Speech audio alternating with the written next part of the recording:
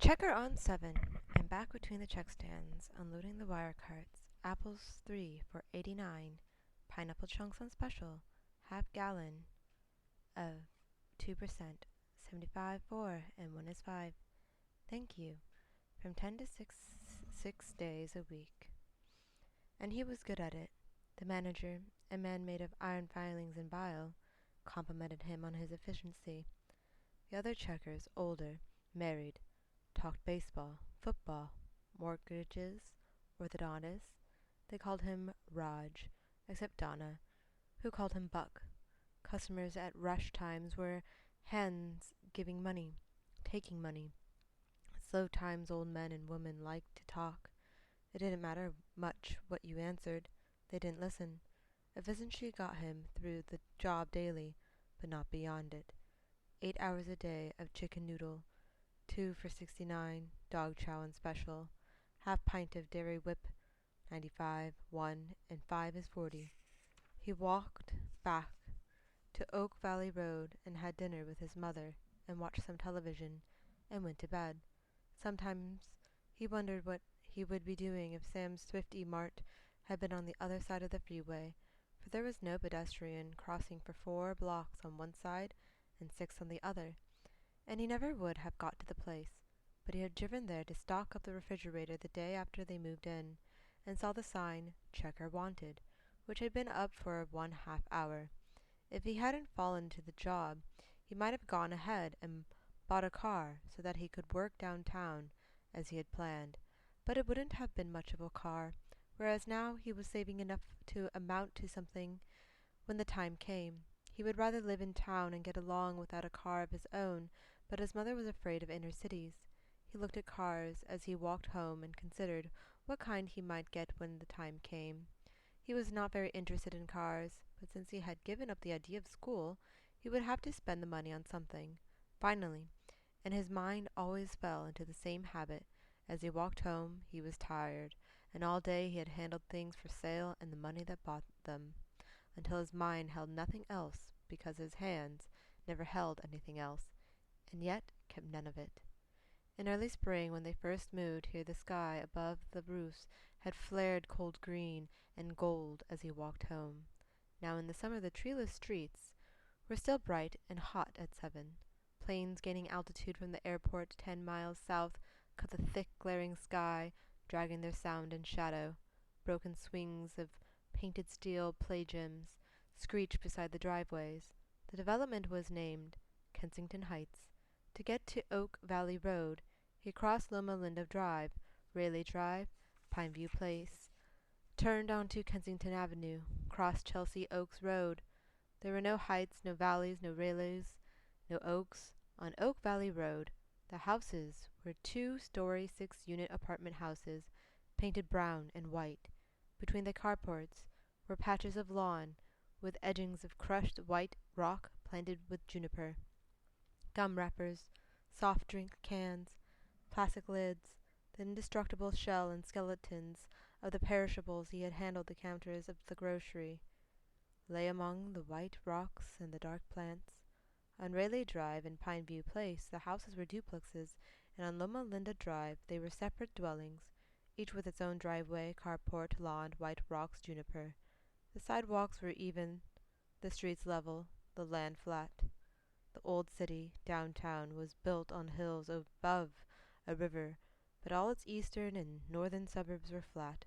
The only view he had seen out here had been on the day they drove in from the east with the U-Haul.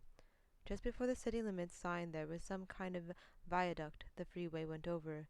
He looked down over fields, beyond them the city in a golden haze, fields, meadows in that soft evening light, and the shadows of trees. Then a paint factory with its many-colored sign facing the freeway, and the housing developments began. One evening after work, a hot evening, he crossed the wide parking lot of Sam's Thrifty Mart and went up the exit ramp onto the narrow sidewalk rim of the freeway to see if he could walk out into the country, the fields he had seen. But there was no way. Rubbish of paper and metal and plastic underfoot, the air lashed and staggering with suction winds, and the ground shuddering as each truck approached and passed, eardrums battered by noise, nothing to breathe but burnt rubber and diesel fumes. He gave it up after half an hour and tried to get off the freeway, but the suburban streets were divided from the freeway embankment by chain-link fence. He had to go clear back and across the Thrifty Mart parking lot to get to Kensington Avenue. The defeat left him shaky and angry, as if he had been assaulted. He walked home, squinting in the hot level sunlight. His mother's car wasn't in the carport. The telephone was ringing as he let himself in. "There you are. I've been calling and calling. Where were you? I called twice already before this call. I'll be here until about 10 at Derbina's. There's a turkey dinner in the freezer. Don't use the Oriental menu dinners. They're for Wednesday. There's a mixin turkey dinner. 129. His head rang it up. Thank you. I'm going to miss the beginning of that movie on Channel 6. You watch it for me till I get home. Okay. Bye-bye then. Bye. Who? Yes? What kept you so late? Walked home a different way. You sound so cross. I don't know. Take some aspirin and a cold shower. It's so hot. That's what I'd like. But I won't be late. Take care now. You're not going out, are you? No. She hesitated, said nothing, but did not hang up the phone. He said bye, and hung up. Stood beside the telephone stand. He felt heavy.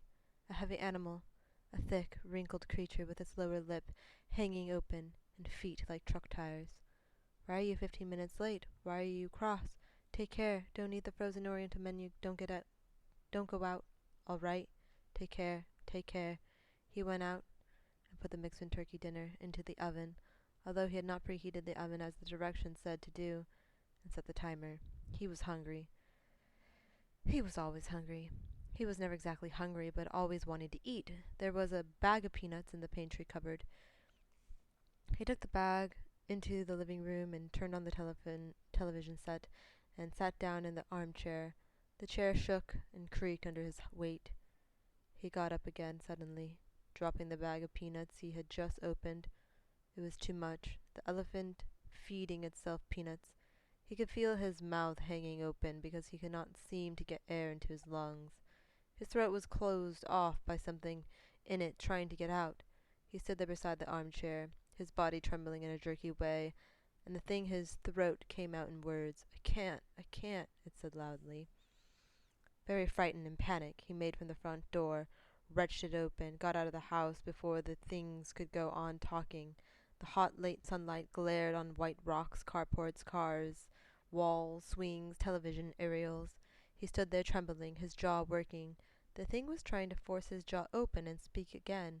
He broke and ran. Right down Oak Valley Road, left onto Pine View Place. Right again he did not know. He could not read the things, signs. He did not run often or easily. His feet hit the ground hard, in heavy shocks. Cars, carports, houses blurred to a bright pounding blindness,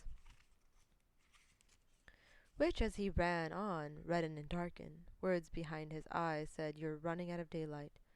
Air came acid into his throats and lungs, burning. His breath made the noise of tearing paper. The darkness thickened like blood.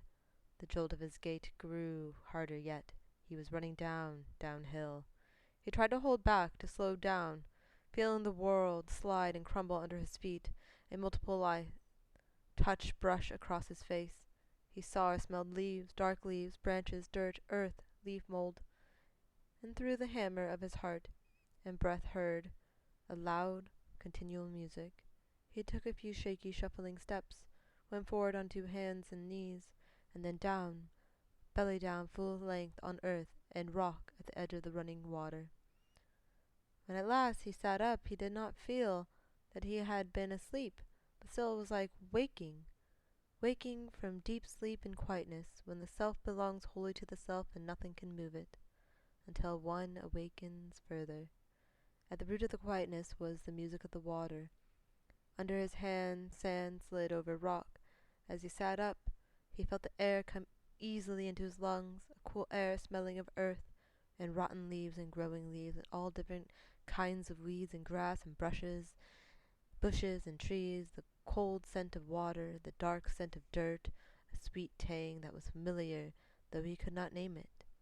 all the odors mixed and yet distinct like the threads in a piece of cloth, proving the olfactory part of the brain to be alive and immense, with room, though no name for every scent, aroma, perfume, and stink that made up this vast, dark, profoundly strange and familiar smell of a stream bank in late evening in summer in the country. He was in the country. He had no idea how far he had run, having no clear idea of how long a mile was, but he knew he had run clear out of the streets and out of houses, off the edge of the paved world, onto dirt. Dark, slightly damp, uneven, complex again, complex beyond belief. Moving one finger he touched grains of sands and soil, decayed leaves, pebbles, a larger rock of half-buried roots. He had laid with his face against the dirt, on it, in it. His head swam a little. He drew a long breath and pressed his open hands against the earth. He was not dark. It was not dark yet. His eyes had grown accustomed, and he could see clearly that the darker colors in all shadowed places were near the verge of night. The sky between the black, distinct branches overhead was colorless and without variation of brightness to show where the sun had set.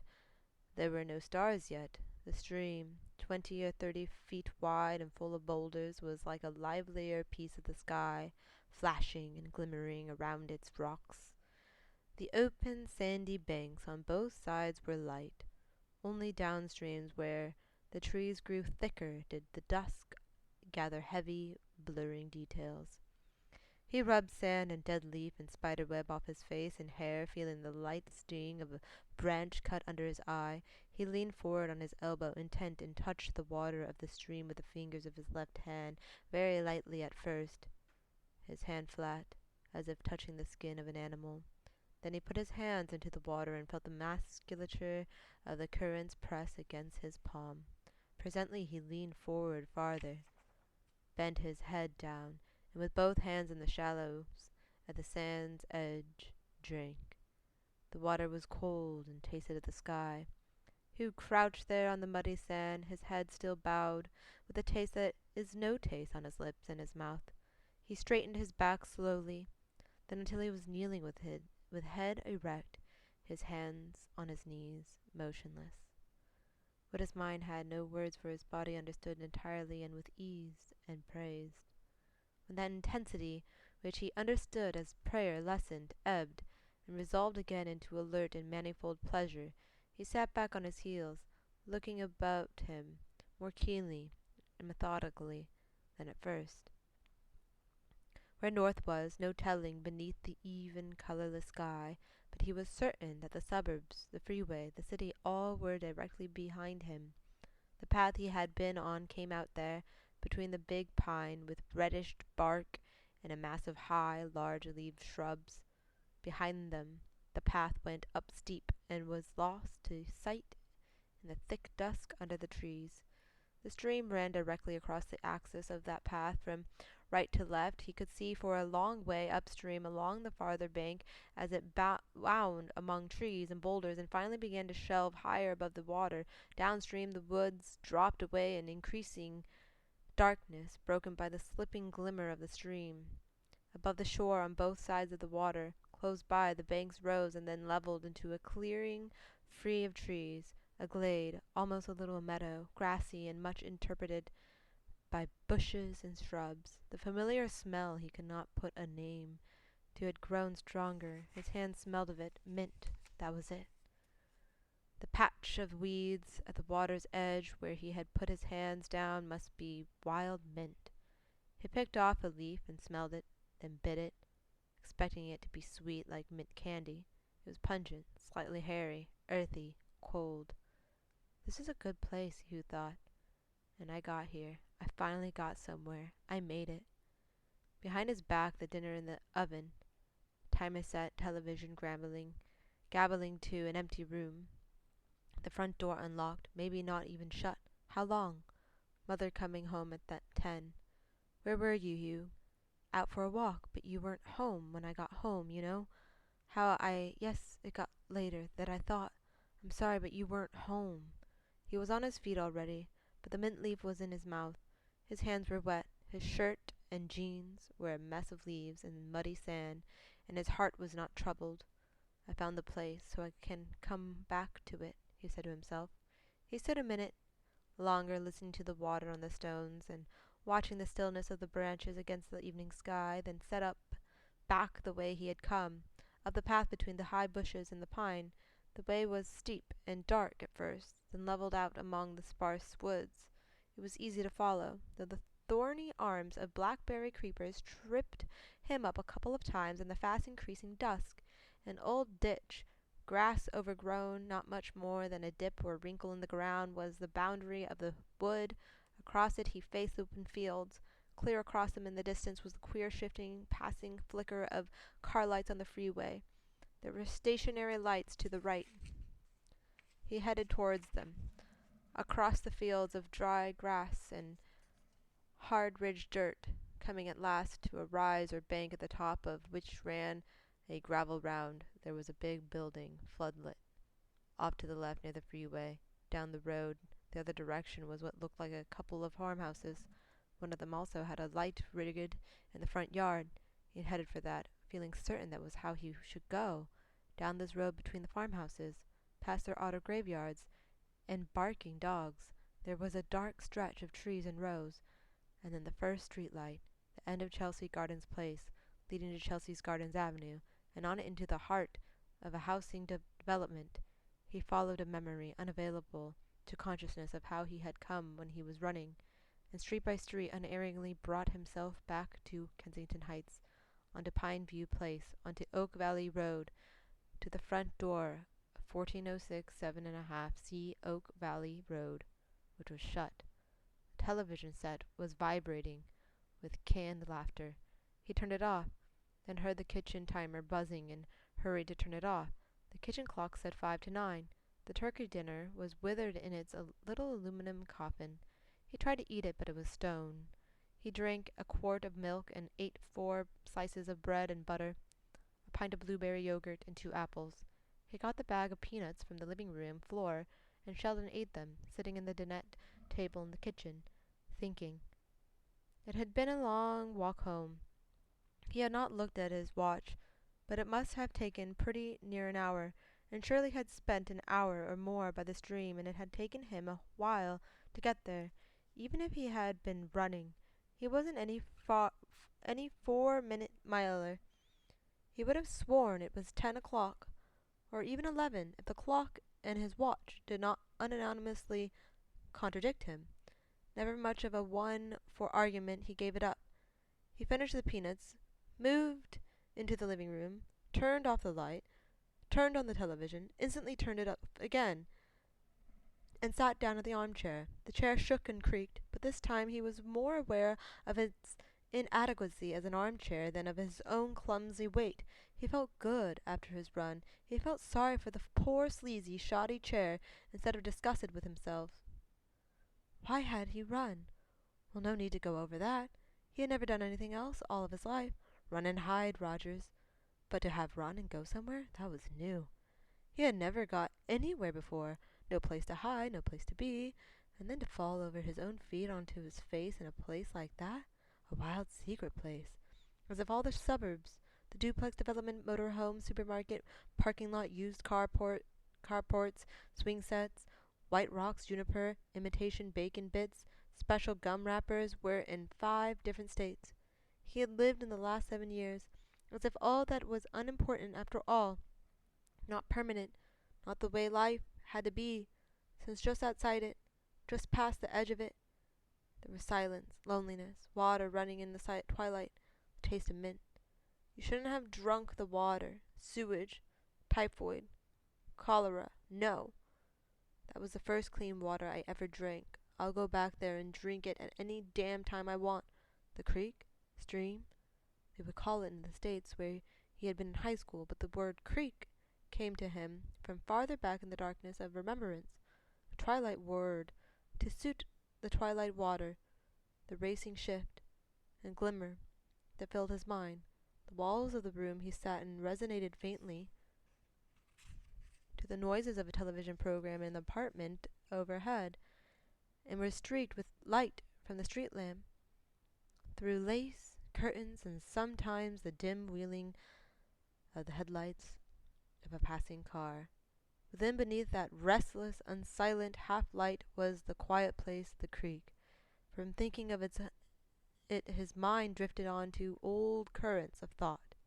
If I went where I want to go, if I went out to the college here and talked to people, there might be student loans for library school, or if I save enough and got started, maybe a scholarship. And from this further, like a boat, drifting past the islands within sight of shore, moving into a remoter future, dreamed of earlier, a building with wide and much frequented stairways within, grand rooms, high windows, people quiet, at work quietly, as much at home among the endless shelves of books as the thoughts in a mind are at home. The city library on a fifth-grade school trip to celebrate National Book Week, and the home and harbor of his longings. What are you doing, sitting in the dark, without the TV on, and the front door not locked? Why aren't the lights on? I thought nobody was here. When that had been talked about, she found the turkey dinner, which he had not jammed far enough down into the garbage pail under the sink. What did you eat? What on earth was wrong with it? Can't you read the directions? You must be taking the flu. You'd better take some aspirin. Really, Hugh, you just can't seem to not look after yourself at all. You cannot manage the simplest things. How can I be comfortable about going out after work to have a little time with my friends when you're so irresponsible? Where's the bag of peanuts I bought to take the Derbinas tomorrow? And though at first he saw her, like the armchair, as simply inadequate, trying hard to do a job she wasn't up to do, he could not keep seeing her from the quiet place, but was drawn back, roped in, till all he could do was not listen and say, "All right," and after she had turned on the last commercial of the movie she had wanted to watch. "Good night, Mother," and run and hide in bed. At the small supermarket in the last city where Hugh had first moved up from the carrier to Checker, things had been easy going, with plenty of time for conversations or loafing around back in the stock rooms. But Sam's did heavy business, and each job was specialized and without relief. It might look like your line was going to finish with the next customer, but there was always another one coming. Hugh had learned how to think in its bits and pieces, not a good method, but the only one available to him. During a work day he could get a certain amount of thinking done if he kept coming back to it. A thought would wait for him, like a patient dog, until he returned. His dog was waiting for him today when he woke up and went to work with him, wagging its tail. He wanted to go back to this creek, the place by the creek, and with time enough to stay a while. By 10:30, after checking through the old lady with an orthopedic shoe, who always had to explain that canned salmon used to cost 10 cents a can, but now it was so outrageously overpriced because it was all being sent abroad on lend-lease to socialist countries while she paid for her margarine and bread with food stamps. He had figured out that the best time to go to the Creek Place would be in the morning, not in the evening. His mother and her friend Derbina were studying some kind of occultism together, and lately she had been going to Derbina's at least once a week after work. That gave him a free evening, but only once a week, and he never knew which evening, and would have to worry about not getting home ahead of his mother. She did not mind getting home before he did in daylight, but if she expected him to be there, he wasn't, or if she came home to an empty house in the dark, then it was no good. And lately it hadn't been good when she stayed alone in the house while it was getting dark, so there was no use trying to count on going out in the evening. It was like night school. No use thinking about it. But in the morning, she left for work at 8. He could go to the Creek Place then. It was 2 hours anyhow. In daylight, there might be people around, he thought, in the afternoon while Bill took over 7 to give him his break. There might be other people. A sign saying private property, no trespassing, but he would take the chance. It did not look like a place where many people came. He was home at his usual time, 7:15 tonight, but his mother did not come, and there was no telephone call. He sat around reading the newspaper, wishing he had something to eat, like peanuts, the peanuts he had eaten last night, that his mother had wanted to take to Derbina's tomorrow. That was tonight. Oh, hell, he thought. I could have gone to the Creek's place after all. He got up to go, but could not go now, not knowing when she would come back. He went to make himself dinner, but could find nothing he wanted. He ate bits and scraps and made up and drank a can of frozen orange juice. He had a headache. He wanted a book to read, and thought, why don't I get a car so I can drive downtown to the library? Why don't I go anywhere? Why don't I have a car? But what was the use of a car if he worked from 10 to 6 and had to stay home evenings? He watched a news and review show on television to shut out the dog of his mind that had turned on him and snarled, showing its teeth. The phone rang. His mother's voice was sharp. I wanted to be sure before I started home this time, she said, and hung up. In bed that night, he tried to summon up images of solace, but they turned to torment. He felt back finally on a fantasy from years ago and waitress he had used to see when he was 15. He imagined himself sucking her breasts and so brought his masturbation to climax and then lay desolate. In the morning he got up at 7 instead of 8. He had not told his mother that he was going to get up early. She did not like changes of routine. She sat with a coffee cup and cigarette in the living room, the morning television news going, a frown between her penciled black eyebrows. She never had anything for breakfast but coffee. Hugh liked breakfast. He liked eggs, bacon, ham, toast, rolls, potatoes, sausage, grapefruit, orange juice, pancakes, yogurt, cereal, whatever. He put milk and sugar in his coffee. His mother found the sight, sound, smells of his preparations sickening. There was no door between the kitchen area and the living room area in this open-plan apartment. Hugh tried to move quietly, did not fry anything, but it was no good. She came in past him where he sat at the dinette table, trying to eat cornflakes noiselessly. She dropped her cup and saucer in the steel sink and said, I'm going to work. He heard her voice, the terrible thin sound, a scraping sharpness, which he thought of, not in words, as the knife's edge. All right, he said, not trying, turning to make his voice soft, neutral, neuter.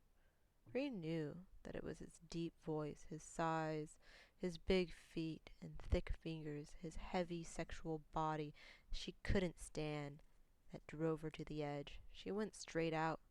Though it was only 25 to 8, he heard the engine start, saw the blue Japanese car go past the picture window, going fast. When he came to wash up at the sink, he found her saucer chipped in the handle, broken off the coffee cup. The small violence made his stomach turn over.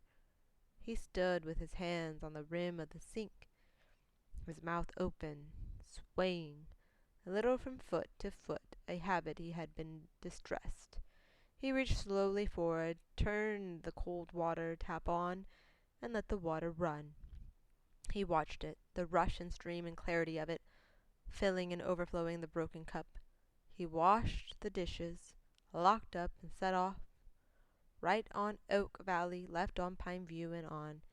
It was pleasant walking. The air sweet, the lid of the hot day not closed down yet. He got into a good swinging pace, and after 10 or 12 blocks had walked free of the grip of his mother's mood.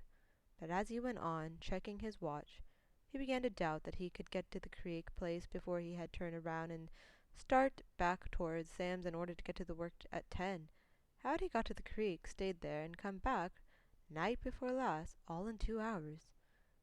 Maybe he was off course now, not going there, but the shortest way, or headed wrong altogether.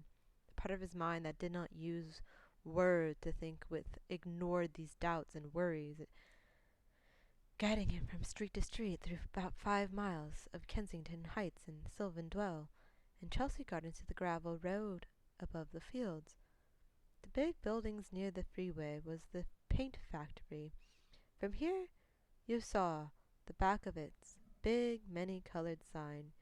He went as far as the chain-link fence around its parking lot, looking down from the higher land there, trying to see the golden sunset fields he had seen from the car. In the morning light they had no glamour, weedy farmed once, but no longer plowed or grazed, derelict, waiting for the developers. A no dumping sign stuck up out of a ditch full of thistles near the rusted chassis of a car, for off across the fields clumps of trees cast their shadows westward. Beyond them were the woods, rising blue in the smoggy, sunlit air. It was past 8:30 and getting hot. Hugh took off his jeans jacket and wiped the sweat off his forehead and cheeks. He stood a minute, looking towards the woodlands. If he went, even if he did no more than drink from the creek and leave at once, he would probably be late to work. He swore out loud bitterly and turned and went back down the gravel road by the down at heel farmhouses and the tree nursery or Christmas trees lot or whatever it was, cut through to Chelsea's garden place, and walking steadily along the curved treeless streets between lawns, carports, houses, reached Sam's thrifty mart 10 minutes to 10. He was red-faced and sweaty, and Donna in the stock room said, "You overslept, Buck." Donna was about 45.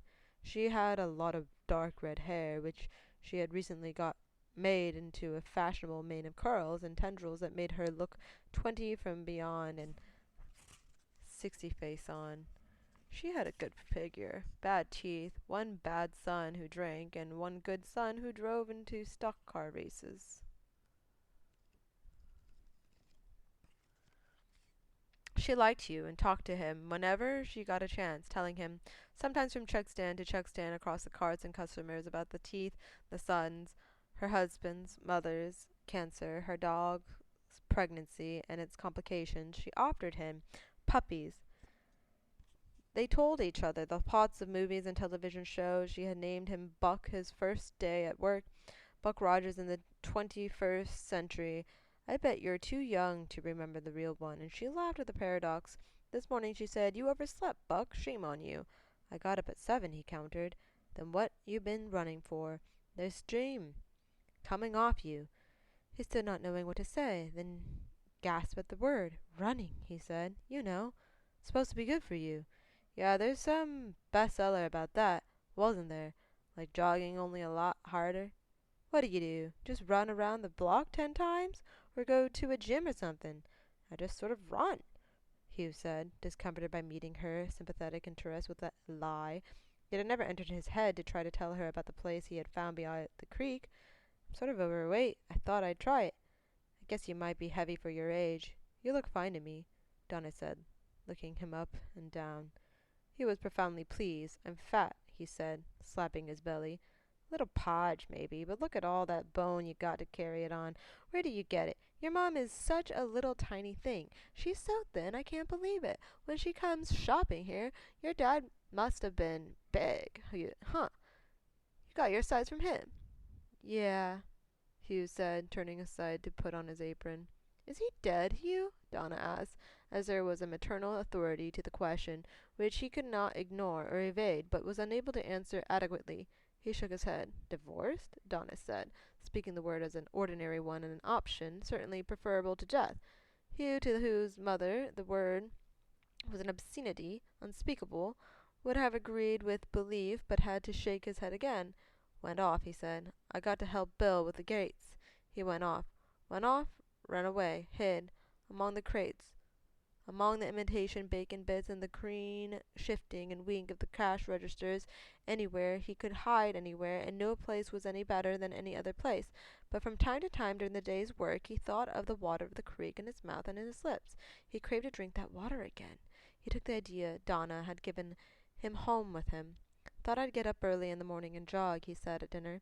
They ate on TV trays in front of the TV. "That's why I got up early this morning, to try it. Only earlier would work better, I think. 5 or 6, maybe, when there's no cars on the streets and it's cool. And that way I won't bother you getting ready for work." She was beginning to glance at him warily. "If you don't mind me leaving before you do. I feel sort of out of shape. Standing around at the check stand isn't very good exercise, I guess. More than you'd get sitting behind some desk all day," she said, which surprised him as a flank attack. He had not mentioned library school or anything about library work for months. since before they left the last town. Maybe she just meant office work like her own. The knife's edge was not in her voice, though it was sharp enough. Would it bother you if I got up and went out for a couple of hours really early? I can be back when you leave and get my breakfast after you've gone to work. Why should it bother me? She said, glancing down at her thin shoulders to arrange the straps of her summer dress. She lighted a cigarette and looked at the television screen, where a reporter was describing an airplane crash. You're perfectly free to come and go. You're 20, nearly 21 years old after all. You don't have to consult me about every little thing you want to do. I can't decide everything for you. The only thing I do insist on is not leaving the house empty at night. I did not have a terrible shock right now before last when I drove in and there was no lights on. It's just purely a matter of common sense and consideration for others. It had just got to the point where a person can't be safe in their own home even. She began to speak tightly and to flip the filter end of her cigarette repeatedly with her thumbnail. He was tense, dreading the next step towards the edge, but she said no more, watching the television intently. He did not dare pursue the subject. When he went to bed, nothing further had been said. Ordinarily, he would have headed to the threat of hysteria and not done whatever it was he wanted to do, but in this matter he was driven. It was thirst. He must drink. He woke at 5 and was standing by his bed, pulling his shirt on before he was fully awake. The apartment looked unfamiliar seen in this new light, the twilight of dawn. He did not put on his shoes till he was out on the front steps. The sun rays ran level down the side streets from behind the apartment houses. Oak Valley Road lay in fresh, blue shadow. He had no jacket and shivered. In his haste he knotted his shoelace wrong and had to fight with the knot like a little kid late to school. Then he was off, at a jog trot. He did not like to lie. He said he was going jogging, so he jogged. It took him a little less than an hour, jogging and walking when he got out of breath and forcing himself with increasing difficulty to jog again, to reach the woods on the far side of the waste fields. Pausing there under the eaves of the wood, he checked his wristwatch. It was 10 minutes to 6. Though the trees did not grow very close together, the wood was a place entirely different from the open, as different as indoors from outdoors. Within a few yards, the hot, bright, early sunlight was shut out except for scattered drifts and flecks of light on leaves and ground. Since leaving the suburban streets, he had not seen anyone. There were no fences maintained as boundaries, though at the edge of the woods there was a straggle of rotten posts and tangled wire. More than one vague path branched off among the trees and underbrush, but he followed his way without hesitation. He noticed a fleck of tin foil under the clawed sprays of blackberry near the path, but no beer tabs, no soft drink cans, condoms, Kleenex, candy wrappers. Nobody came here much. The way turned left. He looked for the tall pine with a reddish scaly trunk and saw its upper branches dark against the sky. The path narrowed and led downward, darkening, the ground softening underfoot. It came between the pine and the high bushes, the gateway to the creek place, and there it was, the glades on the near and the far side of the water, the motion and singing of the water, and the cool air, the cool, sweet, clear twilight of late evening. He stood on the threshold, the dark trees over him. If I look back, he thought, I'll see the sunlight through the trees. He did not look back. He went forward, walking slowly. At the water's edge, he paused to unstrap his watch. The sweep hand was not moving. The watch was stuck at 2 minutes to 6. He shook it, then shoved it into his jeans pocket, rolled his shirt sleeves above the elbow, and knelt down on both knees. Deliberately and slowly he stooped forward, bowing down his head, setting his hands deep in the muddy sand of the verge, and drank off the running water. A couple of yards upstream, a flat boulder shelved out over the creek. He went and sat on it, leaning forward presently to put his hands in the water. Several times he ran his wet hands over his face and hair. His skin was fair, the water cold. He noticed with pleasure that his wrists and hands in the water got as red as canned salmon. The water itself was dark but clear like smoky crystal. In sandy shallows in the lee of the boulder lay shoals of pebbles, their colors and markings intensified by the water. He watched them and the transparent curling run of the current over them, then sat up again on the shelving rock and gazed up at the colorless sky. There nothing moved, near the back, sharp tip of pine, on the ridge across the creek. He kept thinking he saw a star from the corner of his eye, but when he looked directly for it, it was not visible. For a long time he sat still, his arms clasped around his knees over the rush and music of the water. The chill of the breeze that crept above the creek penetrated as he sat still. He got up at last, hugging his ribs, and sauntered downstreams, keeping to the bank just above the sandy edge of the stream. He looked at everything with idle, easy alertness, just tinged with caution, studying the grounds, rocks, bushes and trees, the darker woods across the water. The ground was less moist and mulchy in the downstream part of the glade, where thick, coarse grass grew amongst bushes 3 or 4 feet high. The bushes were spaced apart so that the grassy areas between them were like small gardens or roofless rooms. He could camp in one of them, Hugh thought, if you got a tent, but do you need a tent in summer? A sleeping bag would be enough, and something to cook in, and some matches. The fireplace could be down in the sand here, on the beach under the rocky drop-off of the brink. Would it be all right to light a fire here? You wouldn't actually need one unless you wanted to cook, but it would give a kind of center, a warmth, and then you could sleep, spend the whole night out under the sky beside the sound of the water. He wandered on, making a long circuit of the clearing, stopping often to look at things and to ponder. The movements of his body here were large, slow, and free, always with that slight and rather enjoyable element of caution, because it was strange ground, the wild. Coming back at last to the shelving rock, he knelt once more to drink, then stood up, went resolute to the gateway between the high bushes and the pine, glanced back once and left the place. The path was steep, dim, hard to follow. Branches lashed his face. He must turn his head aside, shut his eyes.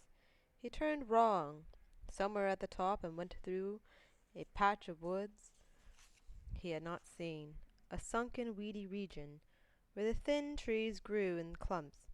He came out as the field's edge by a deeper part of the ditch, filled up with rubbish and dead stalks, facing the dazzle of the eastern sun, the bright spears of daylight. He rubbed his forehead, which stung where a blackberry trailer had caught it, and dug into his pocket for his watch. It was running again, and said the time was 6:08. It was later than that, of course, because it had not been running all the time he was by the creek, but still he could probably get home by 8. He set off, not jogging, for he was in no mood for pumping and gasping, but a swift, steady walk. His mind was still in the quietness of the creek place, empty of anxieties and explanations, alert and content. He strode along across the waste fields, up the rise, between the dreary farmhouses on the gravel road, past the tree farm, to the corner of Chelsea Gardens Place, and from street to street, to 1406 7.5 Oak Valley Road. He let himself in, and there was his mother in her chintz wrapper, staring. She had just got up. The kitchen clock said it was 5 minutes to 7. His watch said it was 4 minutes to 8.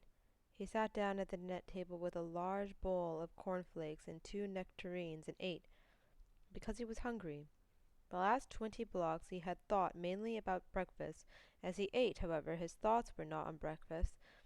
How had he spent an hour going to the creek place, and an hour there, and an hour coming back, between 5 o'clock and 7 o'clock? And it was. His mind balked. He hunched his shoulders, drew his head down, felt his chest tighten in resistance. but drove himself ahead to the words. It was evening there by the creek, late evenings, twilight, the stars coming out. He had got there at 6 in the morning in sunlight, and come out at 6 in the morning in sunlight, and while he had been there, it had been late evening. The evening of what day? You want a cup of coffee? His mother asked. Her voice was creaky with sleep, but not sharp. Sure, Hugh said, still pondering. He refilled his bowl with cornflakes, not wanting to cook while his mother was there, not wanting to bother with cooking anyhow. He sat spoon in hand, brooding. His mother set a willow-ware mug of coffee down in front of him with a little flourish. There, your majesty. Hunks, he said. Breakfast heavily as for thanks, and went on eating and staring. When did you go out? She sat down across the formica table from him with her cup of coffee. About 5. You jogged all that time, 2 hours. I don't know. Sat around some. You shouldn't overdo any kind of exercise in the beginning. Start slow and build it up. 2 hours, that's too much to begin with. You could do things to your heart, like when people shovel snow in the winter.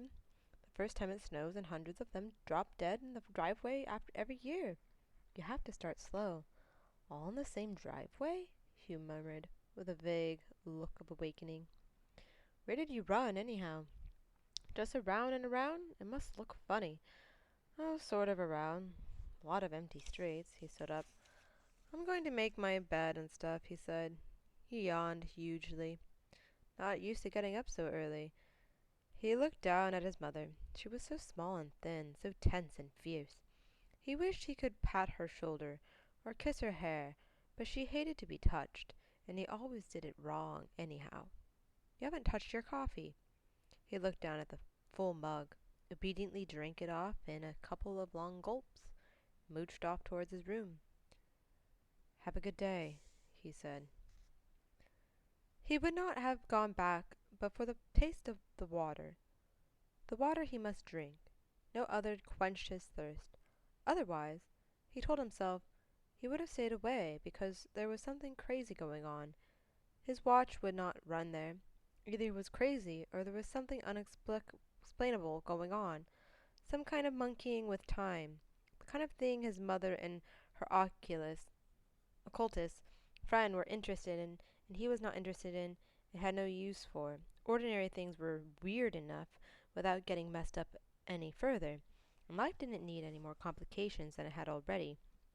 But the fact was, the one place where his life did not seem complicated was the place by the creek, and he had to go back there to be quiet and think and be alone, to drink the water, to swim in the water. On his third visit, there he decided to wade. He took off his shoes. The creek looked pretty shallow. He stepped into a deep bit and got wet to mid-thigh, splashed ashore, took off jeans, shirt, shorts, returned naked to the cold, noisy water. At its deepest, it came no higher than his ribs, but there was no one place where he could swim a few strokes. He went under the strong currents pushing him, his hair floating loose around his face in the strange dark clarity of the underwater. He swam, scraped his knees on his hidden rocks, set his hands and feet down on soft unseen surfaces, fought the shouting white water between his shoulders where the current raced. He came out of the water like a buffalo charging, shaking and stamping with cold and energy, and rubbed himself dry with his shirt. After that, he always swam when he went there. Since he came to the creek place only early in the morning, he kept thinking that he could not spend the night there, as he had imagined doing. And indeed, he could not spend the night there because it was never night there. It was never any different. It did not change. It was late evening. Sometimes he thought it was a little darker or a little lighter than last time, but he was never sure. He had never seen the star near the top of the high tree straight on, but it was certain it was there in the same place each time. But his watch did not run there. Time did not go. It was like an island, time running to either side of it like the water of a river, like the tides of past a rock in the sand. You could go there and stay, and you would come out to the moment you left, or almost. When he felt he had been there an hour or longer, his watch seemed to show a few minutes had passed, and he returned to the sunlight. Maybe it did not stop. Maybe it had run very slowly there. Time was different there. Entering the glade, you entered a different time, a slower time. That was nonsense, not worth thinking about. the fourth or fifth time he spent a long while at the creek place, swimming, making, and sitting by a fire. By early afternoon, working at Sam's, he was groggy, half asleep. If he did stay and sleep at the creek place, he wouldn't have to stay awake 20 hours on end. He would live two lives. In fact, he would live two lives in the space of one, twice as long in the same amount of time. He was arranging celery in the showcase when this occurred to him. He laughed and found his hands shaking. A customer looked over the vegetables. A bony old man glared at the mushrooms at 2:24 and said, "Crazy people take psychologic drugs out to be taught a lesson." He did not know whether the old man was talking about him or the mushrooms or something else altogether. He took his lunch hour to go to the cut-rate sporting goods store in the shopping center across the freeway. Most of his week's wages went for a bedroll, a stock of camping victuals, a good two-bladed jackknife, and an irresistibly compact steel cooking kit. He turned back on the way to the cash register and added a cheap army surplus backpack.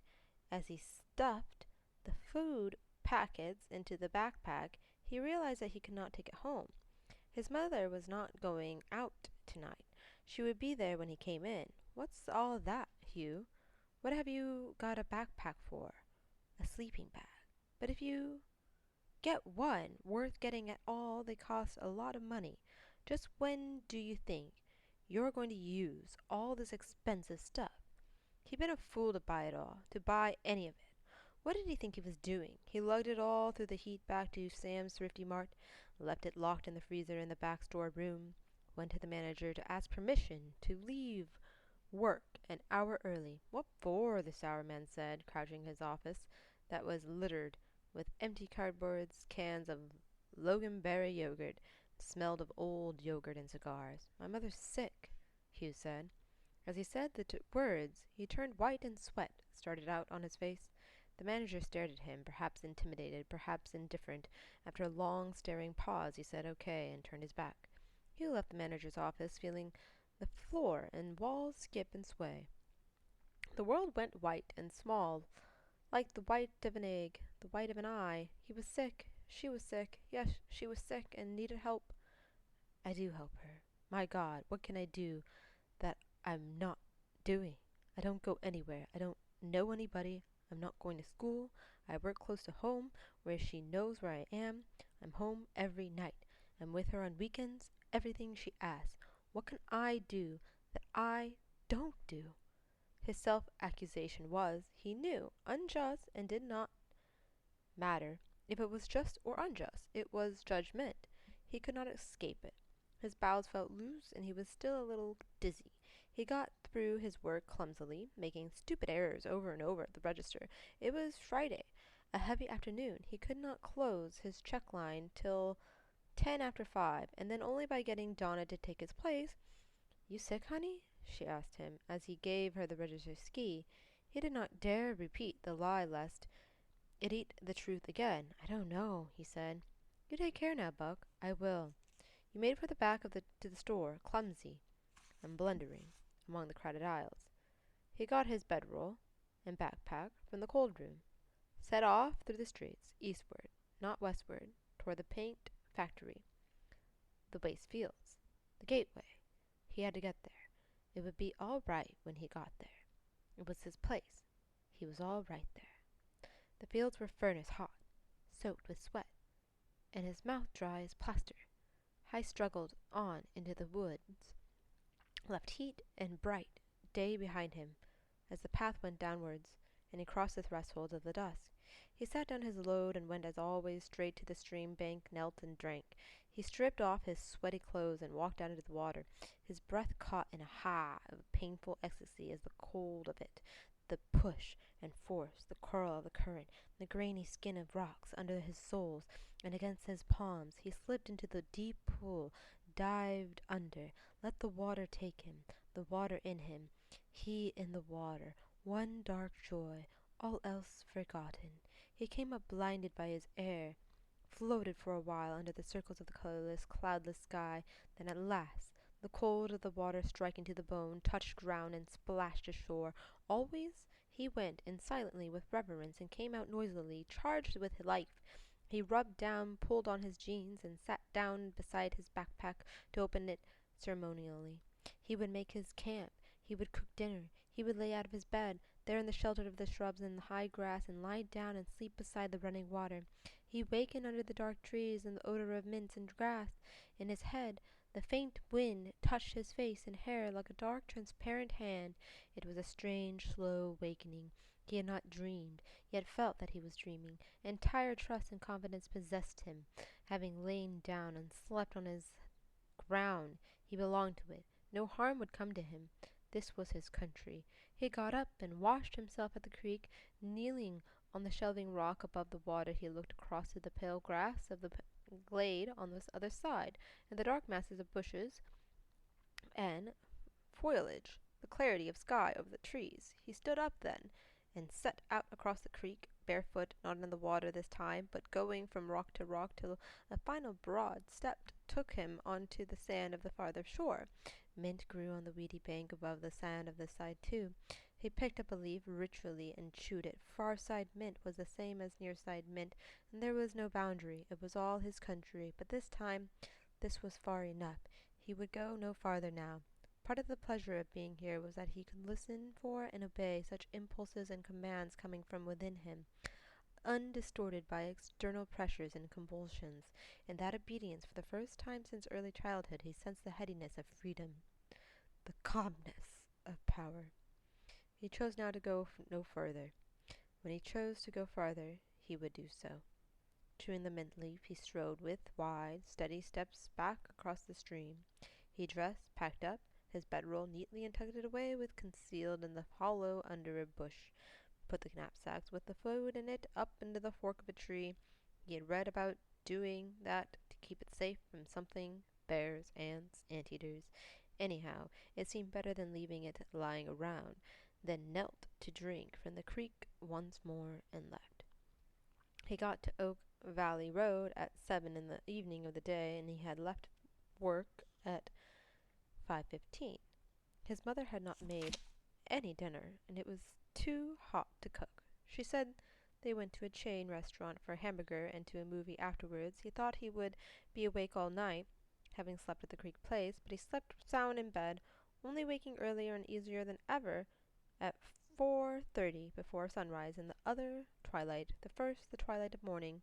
By the time he got to the woods, the sun had risen in bright, tremendous splendor of summer. He turned from that, going down in the evening land, tranquil and eager, ready to cross the water and explore, to learn this realm beyond reason and beyond question, his own place, his own country.